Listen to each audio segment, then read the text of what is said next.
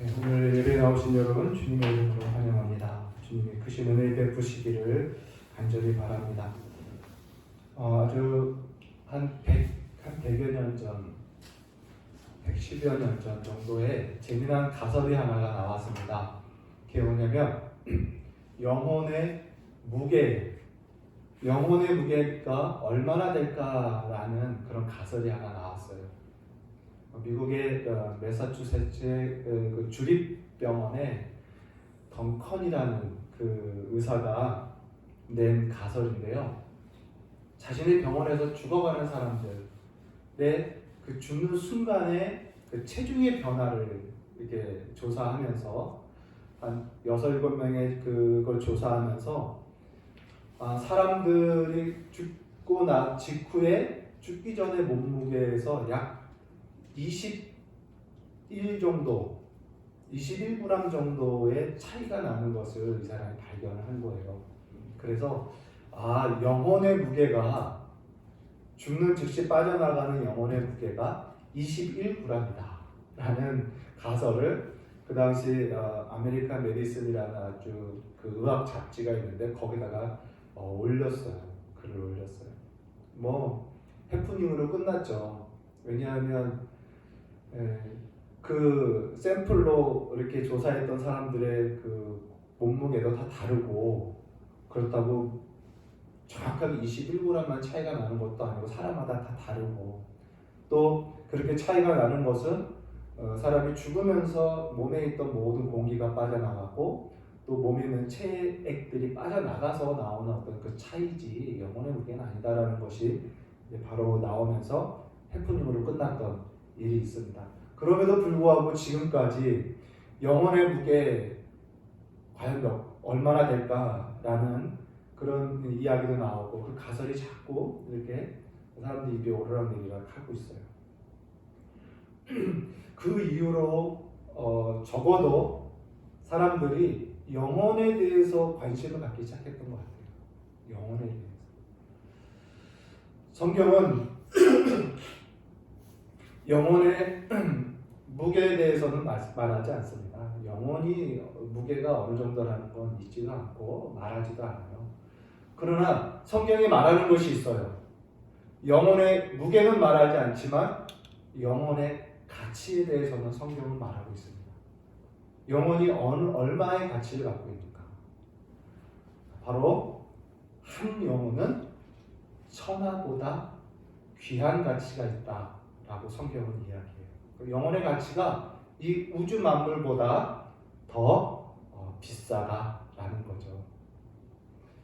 오늘 하나님께서 저와 여러분의 영혼을 얼마나 귀하게 천하보다 귀하게 여기시는지를 오늘 말씀을 통해서 우리가 배우고 또한 우리 다른 한 사람의 영혼이 얼마나 하나님께는 귀한지를 또 오늘 말씀을 통해서 한 번 더 상기하고 배우는 시간을 갖기를 바랍니다. 오늘 예수님께서 제자들과 함께 있는데 제자들이 예수님에게 이런 질문을 해요. 예수님, 천국에선 누가 큽니까? 이런 질문을 합니다. 천국이 어디입니까? 하나님 나라예요. 곧 하나님 왕국, 이제 예수님으로 말미암아 곧 도래할, 곧 임할 그 하나님 나라에서는 누가 큽니까? 이 질문을 하는 거예요. 근데 이 질문은요, 천국에서는 과연 어떤 사람이 큽니까? 라는 그런 일반적인 질문이 아니고 예수님, 우리 12명 중에 12제자잖아요. 12명 중에 누가 큽니까? 라는 질문이에요. 그러니까요, 제자들은 이미 이 12 제자라는 자기들만의 특권 의식에 이미 사로잡혀 있습니다. 그리고 자기들 안에서 누가 크냐를 경쟁하고 있는 상황이 됐어요. 그러니까 제자들은요, 천국에 가면 우리 12명 중에 누가 더 높임을 받고 누가 더 인정받고 누가 더 칭찬받는 사람입니까? 라는 그런 경쟁적인 질문을 하고 있는 거예요. 이 질문에 예수님의 대답이 매우 충격적입니다. 한 어린아이를 데리고 옵니다. 예수님이. 그리고 그 제자들 가운데 세웁니다. 그리고 말씀하셔요. 여기에 제자들 가운데 세웠다라고 표현이 되어 있는데 이게 뭐냐면 그 어린아이를요 12명끼리 딱 모여있는 그 사이에 어린아이를 집어넣었다라는 거예요. 그러니까 12명 앞에 어린아이를 딱 예수님이 세우고 샘플로 교육하는 게 아니라 그 어린아이를 그 12명 무리 가운데 집어넣은 거예요. 이 행동은 뭐냐면 너희 12명이라는 특권의식 아무것도 아니다라는 걸 말씀해요. 그들이 갖고 있는 특권의식을 깨는 행위예요. 어린아이를 집어넣는 거예요. 그 12명 그 무리 속에. 그리고서는 말씀하시는 거예요.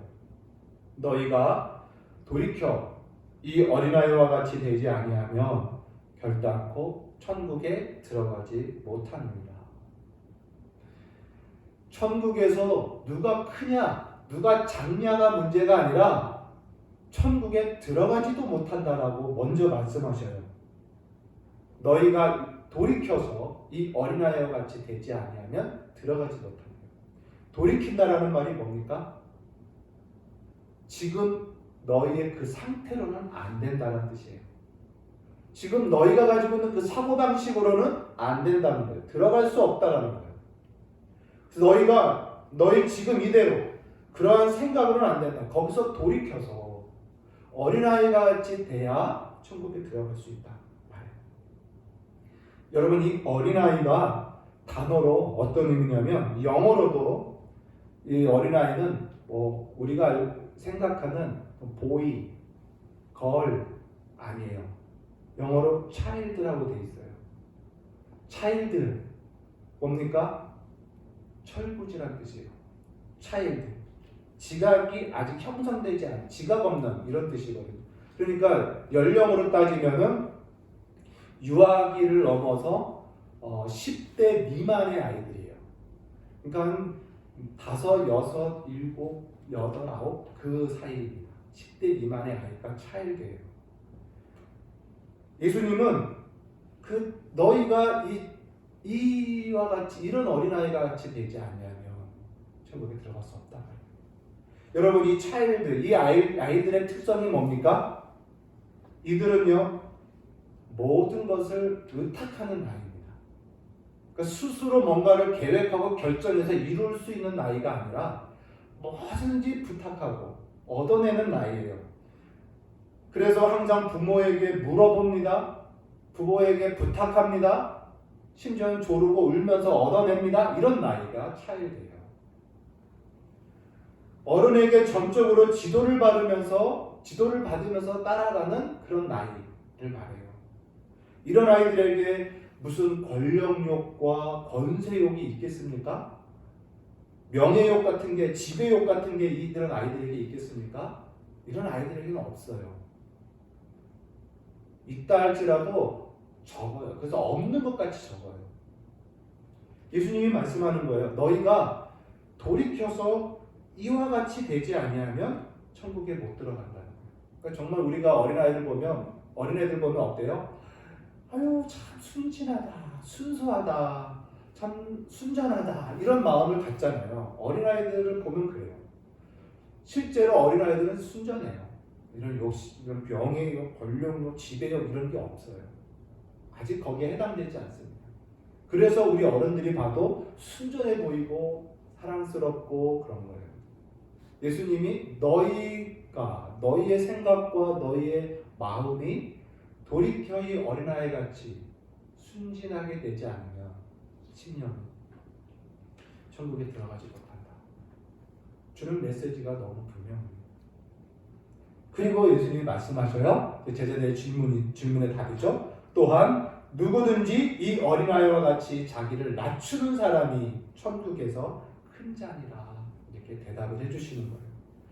그러면 제자들은요 지금 누가 큽니까? 라고 말해요. 천국에서 누가 높아지겠습니까? 하면서 서로 자기들끼리 더 높은 사람이 누굽니까? 더 강한 사람이 누굽니까? 더 명예로운 사람이 누굽니까? 큰 자가 누굽니까? 라고 내세우는데 예수님의 대답은 낮추는 사람이 큰 자다라고 이야기하는 거예요. 천국은 이런 곳이다. 그러니까 예수님의 대답은요, 제자들이나 또는 저와 여러분 일반 사람들이 가지고 있는 사상과 가치관하고 정반대의 대답을 하신 거예요. 천국은 너희들이 갖고 있는 사고방식, 사상과 가치관과 정반대다. 천국은 자기를 낮춘 자가 큰 자고 어린아이 같이 낮은 자가 들어가는 곳이다. 이렇게 대답을 하시는 거예요. 참 천국에 대해서 예수님이 우리에게 말씀하시는 것입니다. 그러면서 5절에 그러므로 누구든지 내 이름으로 이런 어린아이 하나를 영접하면 곧 나를 영접하는 것이다 라고 말해요. 그만큼 사람들은요, 어린아이 하나에 대해서 그렇게 중요하게 여기지 않아요. 어른을 중요하게 여기지 어린아이에 대해서 중요하게 여기지 않아요. 근데 예수님은 누구든지 내 이름으로 이 차일드, 이런 어린아이 하나를 영접하면 나를 영접하는 것이다 라고 예수님이 말씀하셔요. 그러므로 이렇게 말하는 거예요. 너희들은 돌이켜서, 너희의 마음과 생각을 돌이켜서 이 어린아이처럼 자신을 낮추고 어린아이같이 작고 약한 이런 자들을 영접하라. 그들을 귀하게 여겨라. 그들을 환대하라. 이렇게 말하는 거예요. 그러면 나를 영접하는 것이요. 말씀이에요. 우리가 갖고 있는 크고 높고 강한 이런 사람을 우리는 좋아하잖아요. 그리고 그런 사람이 되고자 추구하고. 근데 예수님의 대답은 정반대입니다. 오히려 작고 약하고 낮은 이런 사람을 환대하고 그를 존대하고 멸시나 천대를 하지 마라. 이렇게 가르칩니다. 천국이 이런 곳이다. 이렇게 이야기해요. 그러면서 6절에 계속 말씀하는 거예요. 누구든지 나를 믿는 이 작은 자 중 하나를 실족하게 하면 차라리 연자 맷돌이 그 목에 달려서 깊은 바다에 빠뜨려지는 것이 더 나으니라. 이렇게 말씀합니다. 여기서 실족하게 한다는 게 뭡니까? 이 작은 자 하나를 실족한다는 게 뭡니까? 아까 말한 거예요. 위에서 말한 거예요. 작고 낮고 연약하다라고 업신여기는 행동이에요. 그를 멸시하는 행동이에요. 그게 그를 실족하게 하는 겁니다. 그렇게 그 작은 자를, 낮은 자를 작다고 낮다고 업신여기고 멸시하는 그 행동, 그것을 해는 사람은 차라리 목에 연장못대를 메고 바다에 빠져가는 것이 더 낫다라고 말해요. 그 작은 영혼이 실족해서 슬픔에 빠지게 하는 거, 그 영혼을 낙심시키는 거, 그 영혼 앞에 그 영혼을 파리하게 떨게 만드는 나의 그런 행동은 하나님께서 차라리 연자못들을 목에 메고 바다에 빠지는 것이 더 낫다라고 말해요. 참 이 말씀 보면서 우리가 너무나 쉽게 잘 저지르는 죄 같아요. 너무나 쉽게 잘 저지르는. 우리 몸에 무의식처럼 몸에 잘 배어있는 죄예요. 낮고 작고 약한 자에 대해서 멸시하는 이 몸이 너무 배어있어요. 아까 제자들이 정반대의 모습이죠. 그런데 차라리 연자맷돌을 목에 메고 바다에 빠져 들어가라는 게 더 낫다라고 말해요. 그만큼 이렇게 쉽게 몸에 배어 잘 행하고 있는 이 죄가 그만큼 악한 죄라고 예수님 말해요. 그만큼 쉽게 지을 것이 아니라 조심해야 할 죄라고 얘기를 하고 있는 거예요. 그러면서 7절에 말합니다. 7절 어떻게 말합니까? 실족하게 하는 일들이 있음으로 말미암아 세상에 화가 있도다. 그러니까 이게 무슨 말이에요? 세상은 온통 실족시키는 세상이라는 거예요. 세상은요, 작은 자를 멸시하는 세상이에요. 세상은 낮은 자를 아주 비웃는 세상이에요. 약한 자를 업신여기는 세상이고 지배하고 그들에게 해를 가하는 억압하는 그런 세상이에요. 세상은. 그래서 그 세상은 화가 있을 수밖에 없어요. 즉 그래서 세상은 하나님의 무서운 진노의 심판이 임할 수밖에 없다라는 말씀입니다. 그래서 세상은 화가 있을 것이요. 그러나 너희 중에 그래서 실족하게 하는 일이 없을 수 없으나 그러나 실족하게 하는 그 사람에겐 화가 있을 것이다 라고 말합니다. 즉 세상에 행하시는 심판, 무서운 심판이 그에게 임할 거라는 거예요. 그만큼 영혼을 실족하게 하는 죄가 얼마나 악하고 무섭고 조심해야 할 죄인지 예수님이 말씀합니다. 어느 정도로 이야기하시냐면 8절의 말씀이에요. 만일 내 손이 내 발이 너를 범죄하게 하거든 찍어가라. 여기서 말하는 범죄는 실족시키는 거예요. 영혼을 실족시키는 죄. 다시 말하면 손으로 영혼을 실족시켜요. 손으로 어떻게 시킵니까? 이렇게 손가락처럼. 발로는 어떻게 실족시킵니까? 그 영혼을 발로 무시하는 거예요. 이렇게 발로 손가락으로 밀치면서 멸시하고 업신여기면서 실족시키는 죄, 그러려면 차라리 찍어버려라. 손과 팔이 잘린 장애인으로 영생에 들어가는 것이 두 발을 갖고 지옥 가는 것보다 더 낫다라고 말해요. 그 정도로 이 죄가 얼마나 큰지를 예수님이 말씀합니다.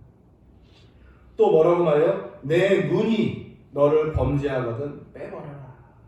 눈이 범죄하는 거예요. 눈이 사람을 실족하게 하는 죄는 뭡니까? 흘기는 거죠. 사람을 째려보는 거예요. 흘기고 째려보고 비웃고 노려보고 멸시와 조롱의 눈빛으로 쳐다보는 거예요. 그래서 그 눈빛으로 그 상대방의 영혼을 낙심시키고 화려하게 떨게 만들고,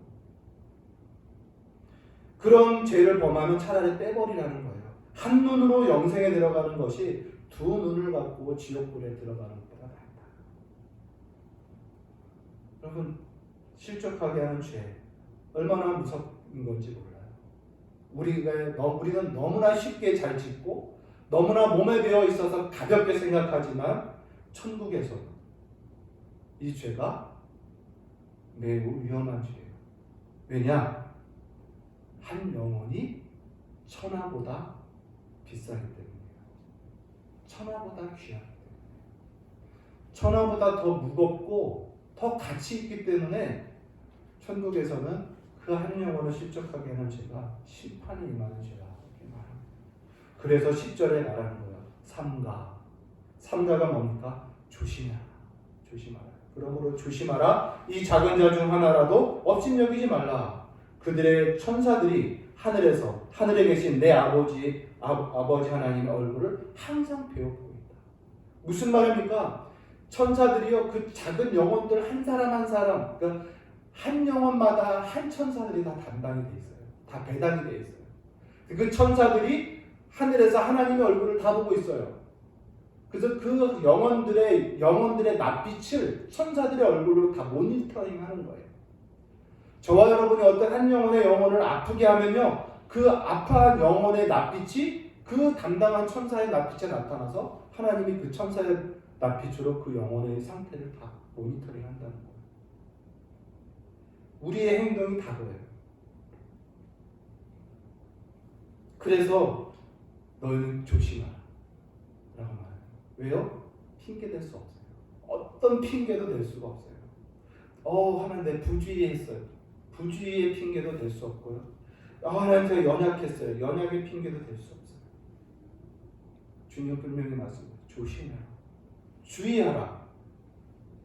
이 작은 자 중 하나라도 업신여기지 말라. 그 천사들이 하늘에서 하나님 얼굴을 항상 뵙는다 라고 말해요.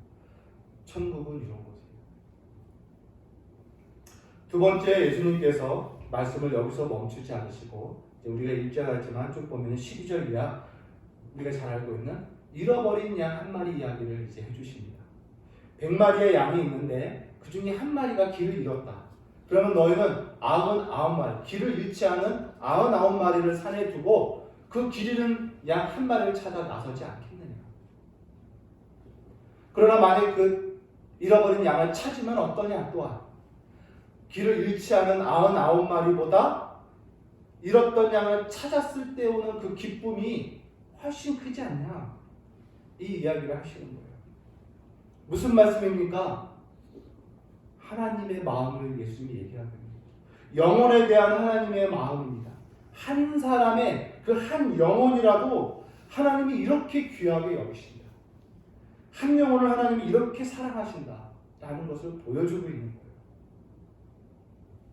그래서 14절에 이와 같이 이 작은 자 중 하나라도 잃는 것은 하늘에 계신 너희 아버지의 뜻이 아니니라 하면서 영혼에 대한 하나님 아버지의 사랑과 애정과 관심을 보여줘요.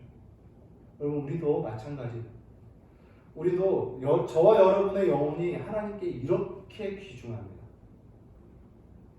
나아가서 내 영혼뿐만 아니라 다른 지체들의 영혼도, 다른 사람의 영혼도 하나님이 이렇게 사랑하고 애정을 갖고 민감해요. 그것을 우리에게 지금 가르쳐주고 있습니다. 오늘 여러분 설교의 제목 기억 보십니까? 제목이 뭡니까? 영혼의 실족에 대하여. 오늘 설교는요, 이 영혼의 실족의 세 가지 면을 이야기할 거예요. 지금까지 한 가지 면을 얘기했어요. 즉 뭐냐? 내가 누군가의 영혼을 실족시키는 일에 대한 이야기를 했어요. 이제 두 번째 예수님이 하시는 말씀은 뭐냐면, 그러면 누군가가 어떤 형제를 향해 형제의 영혼을 실족시키는 죄를 범하는 것을 보면 어떻게 하느냐? 그것을 이제 우리에게 또 두 번째로 가르쳐줘요. 한 형제가 다른 한 형제의 영혼을 실족하게 하는 범죄를 저질렀을 때 너희는, 교회는 어떻게 해야 되는지를 이야기해요. 15절과 20절까지의 말씀이에요. 우리가 한번 볼까요? 내 형제가 죄를 범하거든 가서 너와 그 사람과 상대하여 권고하라. 만일 들으면 내가 내 형제를 얻을 것이요, 만일 듣지 않거든 한두 사람을 데리고 가서 두 사람의 증인의 입으로 말마다 확증하게 하라. 만일 그의 말도 듣지 않거든 교회의 말하고 교회의 말도 듣지 않거든 이방인과 세리와 같이 하라. 우리가 지난주에 배추일 성경 공부 배웠죠? 진실로 너희에게 이르노니 무엇이든지 너희가 땅에서 매면 하늘에서도 매일 것이요, 무엇이든지 땅에서 풀면 하늘에서도 풀리리라. 진실로 다시 너희에게 이르노니 너희 중에 두 사람이 땅에서 합심하여 무엇이든지 구하면 하늘에 계신 내 아버지께서도 그들을 위하여 이루게 하시리라. 이제 영혼을 실족해 하는 죄를 범하는 형제에 대해서 우리가 또는 교회가 어떻게 할 건지를 이야기해요. 먼저 그 형제에게 나 혼자 갑니다. 그 형제를 보면 발견하면 죄를 범하는 형제를 실족해 하는 범죄를 행하는 형제를 만나면 그를 나만 상대해서 조용히 권면해요. 그 권면을 잘 들으면 오늘 말씀대로 그 형제를 다시 얻는 것이고, 만약에 그 형제가 그것을 듣지 않으면 어떻게 해요? 두세 사람을 데려가요. 근데 오늘 성경에 두세 사람이라고 말하지 않고 두세 증인이라고 말해요. 왜 그럴까요? 첫 번째 권면에서 이 사람은 뭐냐면 그냥 싫어, 이게 아니라 이 사람은 그 말을 듣지 않는다는 건 뭐냐면 그 범죄한 사실을 인정하지 않는다는 뜻이에요. 그래서 자신이 했던 그 범죄에 대해서 거짓말하고 죄를 부인하고 핑계대고 은폐하는 것으로 거부하는 거예요. 그래서 증인을 데려가라는 거예요. 두세 증인을 가서 확증시키라는 거예요. 아니에요, 그건 거짓말이잖아 하면서 그 죄를 확증하고 회개케 하라는 거예요. 그런데 그것도 듣지 아니하며 그것도 거절하면 교회에 말하고, 교회가 그것을 권면하고 책망하고 회개를 촉구하겠죠? 그 촉구까지 듣지 아니하면 어떻게 해요? 이방인처럼, 세리처럼, 다시 말하면 죄인처럼 여겨라. 지난주에 배운 대로 교회에 7일을 행사하라 이렇게 말하는 거예요. 그래서 진실로 너희가 무엇인지 땅에서 매면 하늘에서 매일 것이고 무엇이든지 땅에서 풀면 하늘에서 풀리리라. 천국 문의 이야기까지 나오는 거예요. 천국 문. 이처럼요, 형제를 실족해 하는 죄는요 매우 심각한 거예요. 천국 문이 열고 닫히는 것까지 명령할 만큼 매우 위험한 죄라는 걸 오늘 예수님이 계속 말씀하고 있어요. 우리가 지금 두 가지 이야기를 봤습니다. 첫 번째, 내가 형제의 영혼을 실족하게 해서는 안 된다는 것. 두 번째는 다른 형제가 또 다른 형제의 영혼을 실족하게 하는 범죄를 볼 때 가볍게 여기지 말라 라는 교훈을 우리가 듣습니다. 이제 세 번째, 마지막 세 번째, 이 영혼의 실족에 대해서 예수님 말씀해요. 그건 21절 이하입니다. 21절 이하 볼까요? 그때 베드로가 나와 이르되 주여 형제에게 내가 내게 죄를 범하면 몇 번이나 용서하여 주리까? 7번까지 하오리까? 이제 세 번째는 뭐냐? 나를 실족하게 하는 형제, 나를 실족하게 하는 죄를 범한 형제에 대해서 그럼 내가 어떻게 대할까요? 라는 것에 대한 대답이에요. 오늘 베드로가 예수님께 예수님, 내게 죄를 범한 자를 몇 번 용서하면 됩니까? 7번이면 되겠습니까? 라고 질문해요. 베드로의 생각에는요, 이 7번이라는 횟수는 상당한 파격적인 횟수라고 여긴 것 같아요. 그것도 그런 것이 실제로 유대인 사회에서는요, 일반적으로 상대의 죄를 용서하는 건요, 3번이면 충분하다라고 여겼던 사회였어요. 3번씩 기회를 줘도 회개하지 않고 돌이키지 않고 용서를 구하지 않으면 끝난다라고 생각합니다. 그런데 7번이라고 제안했으니까 베드로가 지금 예수님 7번까지 할까요? 라고 제안하면서 자신이 얼마나 예수님의 첫 번째, 두 번째의 설교를 쫙 들으면서 영혼을 이렇게 생각하는구나 하면서 자신의 이 영혼에 대한 넓은 마음을 마치 보여주듯이 7번이라는 횟수를 파격적으로 딱 제안하면서 의기양양하게 질문하는 거죠. 근데 예수님 대답은 어떤 겁니까? 그 7번을 70번씩 하라. 그 7번을 70번을 하라는 거예요. 베드로의 파격적인 횟수인 7번을 70번씩 70번을 더하라는 겁니다. 결국 이 말은 뭡니까? 용서에 있어서는 적당한 횟수라는 게 없다라는 의미예요. 용서는 끝까지 하라는 거예요. 용서를 멈추지 마라. 용서를 포기하지 말라. 이런 의미가 들어있어요. 그러면서 우리가 잘 알고 있는 이제 천국 이야기를 마지막으로 예수님이 하십니다. 그게 뭡니까? 1만 달란트 빚진 자 이야기를 23절 이하 얘기하는 거예요. 23절에 그러므로 천국은 그 종들과 결산하려 하던 어떤 임금과 같으니. 여러분, 이게 무슨 말입니까? 천국은 그 종들과 결산하려 하던 어떤 임금과 같다. 결국 뭐 천국은 어떤 곳이라는 거예요? 결산하는 곳이라는 겁니다, 여러분. 그리고 임금, 하나님은요 어떤 분이에요? 결산하시는 분이라는 걸 말하고 있어요.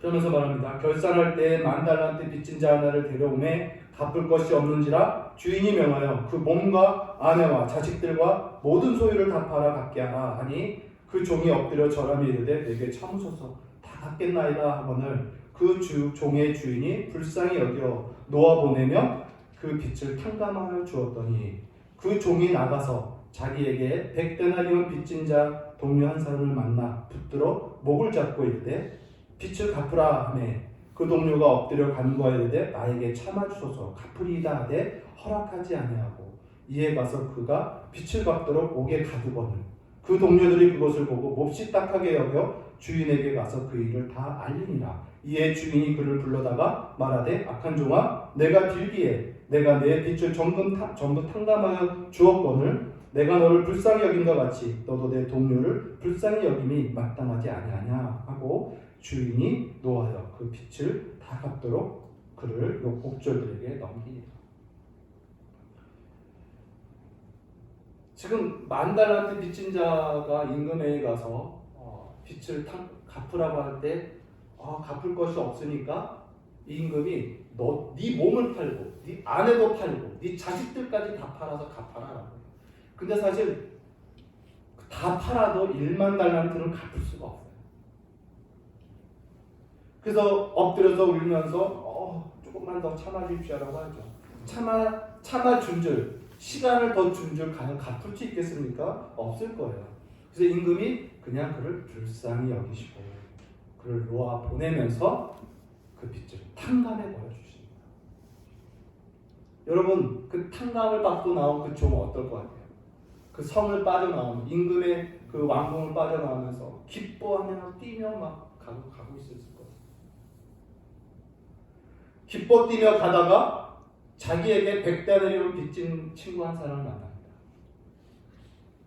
그 달란트와 데나리온의 비교는 우리가 익히 알고 있을 거예요. 그러자 그가 그 친구를 만나자마자 무슨 일이 벌어집니까? 자신이 지금 갖고 있던 그 기쁨과 감격이 순식간에 사라져버려요. 다 잊어버립니다. 그 사람이 멱살을 잡습니다. 그리고 빚을 갚으라고 윽박지릅니다. 그러자 그 친구가 엎드려서 조금만 참아줘, 내가 갚겠다라고 하니까 어떻게 해요? 30절에 허락하지 않아요. 기회도 시간도 주지 않아요. 허락하지 않고, 다시 말하면 참지 않는 거예요. 그냥 그 빚을 갚도록 오게 가둡니다. 여러분, 우리가 이 얘기를 너무나 잘 알고 있지만 이 1만 달란트 빚진 사람, 이 사람이 이해가 가십니까? 이 행동이? 어떻게 지금 자신은 1만 달란트라는 그 엄청난 것을 그냥 거저 탕감을 받았으면서도, 게다가 그 기쁨과 감격이 지금 거기에 사로잡혀서 수십 일을 살아도 모자랄 판인데, 그 기쁨과 감격이 어떻게 이렇게 쉽게 빨리 잊혀지냐는 거예요. 자기에게 빚진 자를 보자마자 그 기쁨이 다 사라져버려요. 다 잊어버려요. 감격을. 그렇게 큰 은혜를 받아놓고도 어떻게 그렇게 빨리 강팍해질까? 역사를 잡고 윽박지르면서 감옥에 하는 모습을 보면서 참 놀라운 지경이에요. 이해가 되지 않는 모습입니다. 여러분은 어떠세요? 31절에 이해 안 가는 장면이, 이 모습에 사람들이 나와요. 그 장면을 본 다른 친구들이 어떻게 해요? 몹시 딱하게 여겨요. 몹시 딱하게. 그 동료들이 그것을 보고, 31절이죠. 몹시 딱하게 여겨요, 주인의. 여기 몹시 딱하게라고 표현되는데, 저는 이 개역 개정 이 번역이 오히려 조금 더 못한 것 같아요. 차라리 그 개역 한글이 훨씬 나아요. 그때는요, 심히 민망히 여겨라고 돼 있어요. 심히 민망히. 동료들이 그 1만 달란트 빚진 탕감받은 자의 행동을 보고 심히 민망히 여겨 주인에게 가서 다시 고했다라고 돼 있어요. 심히 민망히 여겼다라는 단어가 뭐냐면, 예수님이 자주 가지셨던 마음 중에 하나예요. 민망하다, 민망히 여겼던 마음. 어떤 때냐면 나사로가 죽었잖아요. 그렇죠? 그래서 그 집에 갔습니다. 그 여동생들이 와서 주님은 부활이요 생명이라 고백 다 합니다. 그런데도 오빠의 죽음에 대해서 펑펑 울고 있어요. 그 장면을 보고 믿음으로 신앙으로는 고백하지만 실상은 두려움과 의심에서 울고 있는 장면을 보면서 민망히 여기셨다라고 해요. 또 가룟 유다가 네가 나를 팔 것이다 라는 것을 은유적으로 말씀하실 때 민망히 여기며 말씀하십니다. 가룟 유다, 예수님이 가장 사랑하셨어요. 가장 신뢰를 보여줬어요. 근데 그는 사랑받고 신뢰를 받으면서 마음속에 계속 예수님을 배반하는 생각을 하고 있어요. 어떻게 더 배반할까? 그걸 아시는 예수님의 마음이 민망하신 거예요. 이 민망은 어떤 거냐면 참 보기 좀 껄끄럽다는 수준이 아니라 마음의 갈등에서 오는 괴로움이거든요. 지금 다른 동료들이 1만 달란트 빚진 그 탕감받은 자의 행동을 보고 민망한 거예요. 보기에 괴로움, 그 심정을 갖고 있는 거예요. 그래서 주인에게 달려가서 이야기를 합니다. 그래서 주인이 부르는 거예요.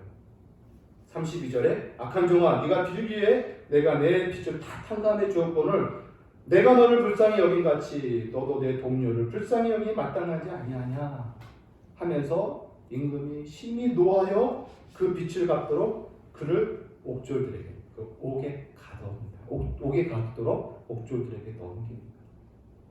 다시 말하면 임금이 어떻게 해요? 그 사람이 한 행동 그대로 똑같이 하시는 거예요. 그 1만 달란트 빚진 자가 탕감받은 자가 100데나리온 빚진 자 형제를 옥에 가둔 것처럼 똑같이 자기 동료에게 하는 행동 그대로 예수님이 똑같이 행하시는 거예요. 그래서 35절에 오늘 18장의 마지막 절이죠. 35절에 이렇게 말씀하시는 거예요. 너희가 각각 마음으로부터 형제를 용서하지 아니하면 나의 하늘 아버지께서도 너희에게 이와 같이 하리라. 이와 같이. 이와 같이가 뭐예요? 악한 종이 한 행동을 그대로 그 임금이 똑같이 하셔요. 그처럼 너희가 형제에게 용서하지 않고 갖는 마음과 태도가 있다면 나도 너희가 가진 태도 똑같이 하리라. 이 말씀입니다. 그러면서 우리에게 나에게 죄를 범한 자를 실족하게 하는 내 영혼을 실족하게 하는 자를 어떻게 대할 것인가를 마지막 세 번째로 예수님께서 교훈하시는 거죠. 참 여러분 우리가 이 1만 달란트 빚진 자 이야기를 많이 들었잖아요. 수없이 들었어요. 들으면서도요 사실 숨기지 못하는 생각이 하나 있어요. 우리는 다 이런 생각을 하고 있습니다. 뭐냐? 그래도 어쨌든 나는 이미 단번에 죄 용서 받았어.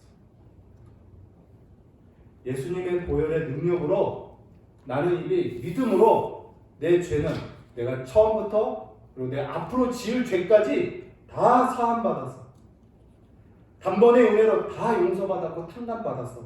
이 죄사함은 취소되질 않아. 한 번 믿으면 영원한 구원이야. 라는 생각을 갖고 있어요. 그래서 내가 아무리 실수를 하고 내가 아무리 혹 연약하여 죄를 범하고 누구를 실족하게 하는 악을 행할지라도 내 죄사함은 취소되지 않아. 라는 생각을 갖고 있어요. 그래서 이 1만 달란트 탕감받은 종처럼 임금이 나에게 그렇게 대하지 않을 거야. 라는 생각을 다 갖고 있습니다. 여러분 이 생각 어떤 생각일까요? 여러분 할렐루야 맞아요. 맞아요. 우리는 다 죄사함 받았어요. 하나님께서 우리를 용서하시는 죄는 이렇게 커요. 우리가 이렇게 악하고 패역하고 고약한 마음을 갖고 인생을 살아도 예수를 믿음으로 얻은 죄사함과 구원은 취소되지 않아요. 예수님의 보혈의 능력은 무궁하고 예수로 말미암아 우리에게 나타난 하나님의 사랑은 한이 없어요. 그의 인자와 자비는 끝이 없어요. 우리의 구원은 영원합니다. 주님의 사랑이 이렇게 커요. 우리는 이 사랑을 받았어요. 이 은혜가 이렇게 귀하고 높습니다. 그런데 우리는 이 말씀 자세히 봐야 돼요. 지금 이 임금이 그 악한 종에게 하신 행동을 보면은 뭐냐면 그래 너 그렇게 행동하면 내가 너에게 탕감한 거 취소하겠어 라고 하신 것이 아니에요. 너의 빚을 탕감해 준 걸 취소하겠어. 다시 너는 빚쟁이로 돌아가 라고 하신 것이 아니에요. 만약에 다시 갚아. 이 빚을 갚으라고 한다면 감옥에 보낼 게 아니라 내보내서 일을 시키든지 진짜 몸을 팔고 아내도 팔게 하고 하게끔 해서 내보내는 게 맞죠. 진짜 빚쟁이로 다시 돌려보낸다면. 처음엔 그렇게 했지만 나중에 탕감했잖아요. 근데 그 임금이 두 번째 하신 건 뭡니까? 갚으라고 나가서 일하라고 한 게 아니라 그냥 감옥에 가요. 임금은요 그 사람이 나가도 어차피 못 갚을 걸 이미 알고 있어요. 1만 달란트 못 갚을 인생이라는 걸 이미 알고 있어요. 그래서 다시 취소할 필요는 없는 거예요. 그런데 감옥에 가두는 건 뭡니까?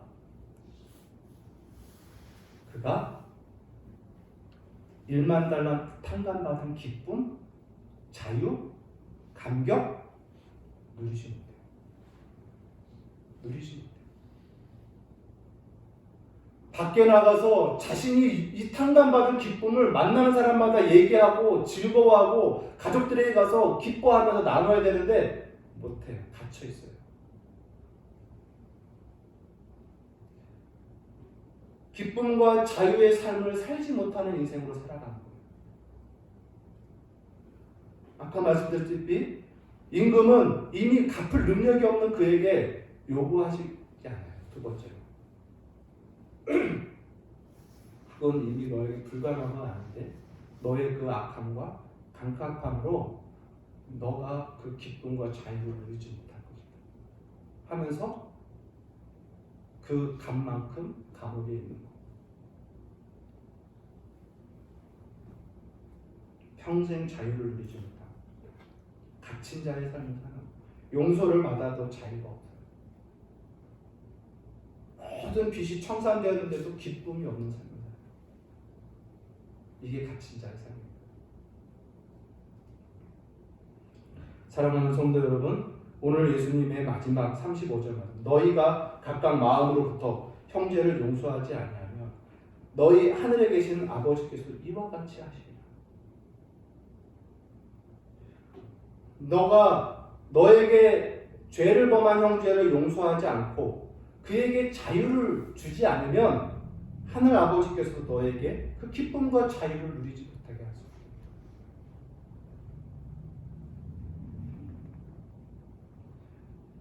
우리는 이런 생각을 해요. 이 1만 달란트 사람 보면요, 백다네리온 만난 사람을 딱 만나자마자 어떻게 합니까? 조금 더 허락하지 않아요. 이 장면으로 볼 때 우리가 알 수 있는 건 뭐냐면 용서하고 싶은데 용서가 잘 안 돼요가 아니에요.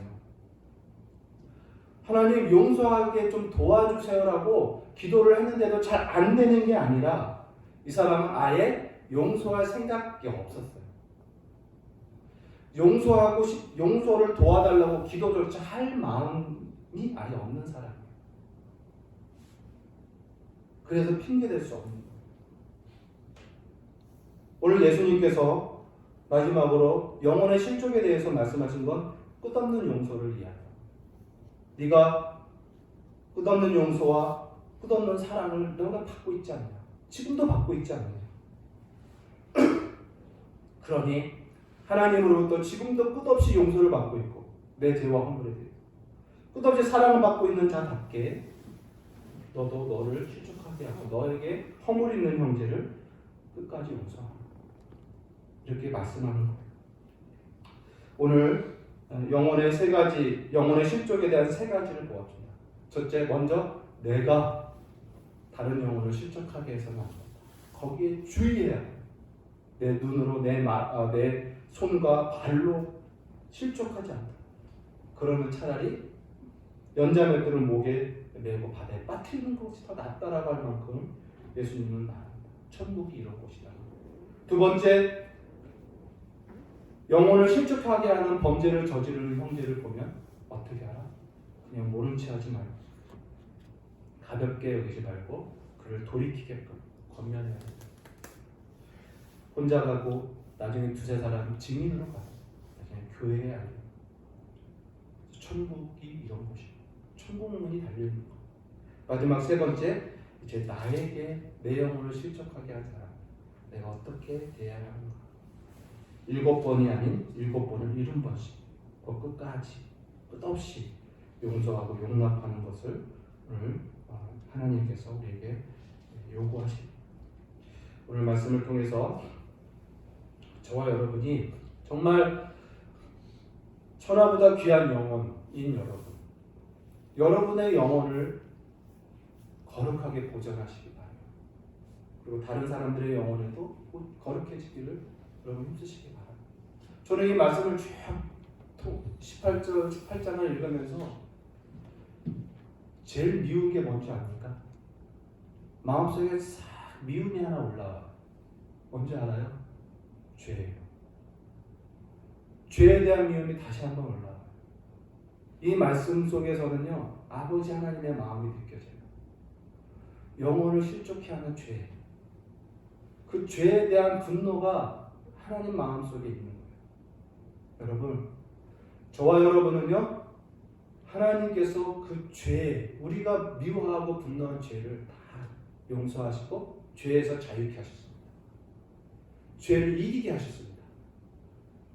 이제 죄에서 자유케 됐고 죄를 이긴 저와 여러분이 이제 우리 공동체 안에, 우리의 삶 속에 이 죄가 다시 왕노릇하게 하지 말아요. 다시 영혼을 실족시키는 죄를 다시 왕노릇하게 만들면 안 돼요. 우리는 이겨야 해요. 이 죄에서 이겨서 이것들이 우리에게서 나가. 하나님의 은총을 힘입고 용서받은 자답게, 죄를 이긴 자답게 우리도 이것을 이겨가며 살아가는 그런 성도가 되어야 한다. 이런 마음을 갖게 됩니다. 오늘 말씀이 저와 여러분에게 귀한 기도 제목이 되고 정말 삶의 능력이 되는 은혜가 있기를 예수님의 이름으로 간절히 소원합니다. 기도하겠습니다. 하나님 아버지 감사합니다. 오늘 말씀을 통해서 천국이 어떤 곳이며 또 영혼의 실족에 대해서 또 우리에게 가르쳐 주시고 말씀하시면 감사합니다. 하나님, 이제 우리가 이 말씀을 듣고 배웠사오니 우리가 듣고 지킴으로 우리의 삶의 기쁨과 자유와 감격이 날마다 넘치는 귀한 성도 되게 해주시고 다시는 죄에 지고 죄가 다시 우리에게 왕노릇하지 않는 정말 승리하는 인생들 다 될 수 있도록 복을 내려 주시옵소서. 예수님의 이름으로 감사하며 기도합니다. 아멘.